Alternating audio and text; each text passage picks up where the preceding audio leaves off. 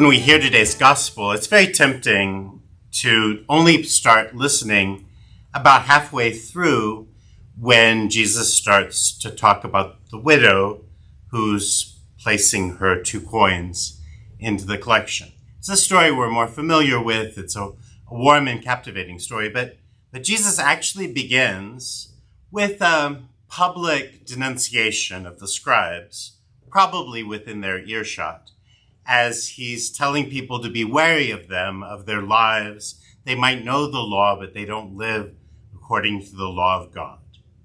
And this is very connected with both of our widow stories and might give us a new way of looking at the story of the widow's mite.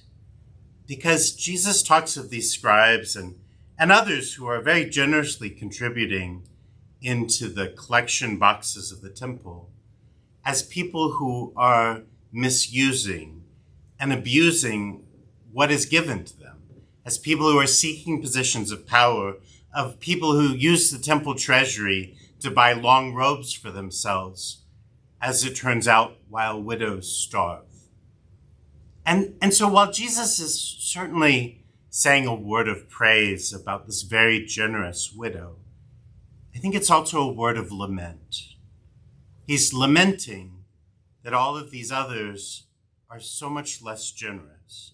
He's lamenting that she's been trained to give sacrificially of herself to the temple, but those in charge of the temple are misusing her gift for their own personal gain. They're eating the estates of widows. And that has a couple of practical repercussions. I'm very careful as we make decisions financially here when I was working in the diocese to respect the poorest donor's gift. The poorest person who gives to us should be the standard by which we decide what to spend our money on or what not to spend our money on. It's a good way to offer stewardship to those who've entrusted their gifts to us. This widow's gift was not treated with decent stewardship. And Jesus laments that, even as he accuses the scribes of being unfaithful and dangerous to the people, to their relationship with God, and to the widows. But there's something else happening that I think this might help us tweeze out, because a lot of times we read the story of the widow's mite as a story of generosity, often used by pastors who are trying to get us to donate a little bit more in the annual letter. It's oftentimes a story of trust, both of the widows who are having to give up everything they have and place their trust now in a prophet or in God. And those are true aspects, but there's something more, that this is a story of love, and that this love that allows us to give everything doesn't leave us empty.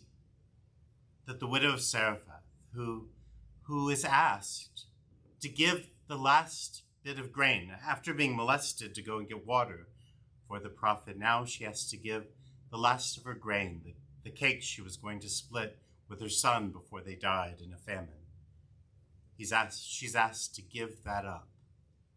And she gives. Love is a gift. When we coerce, it's something else. It's a political system. But when we give freely, it's love.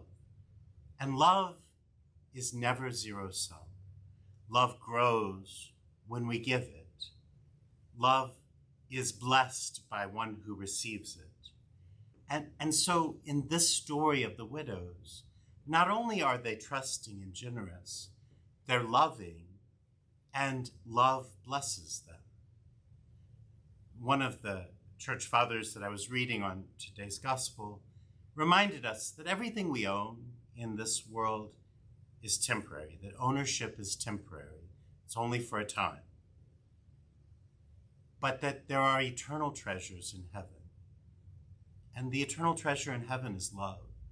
And we can begin to own that now. And we're invited in the example of these widows.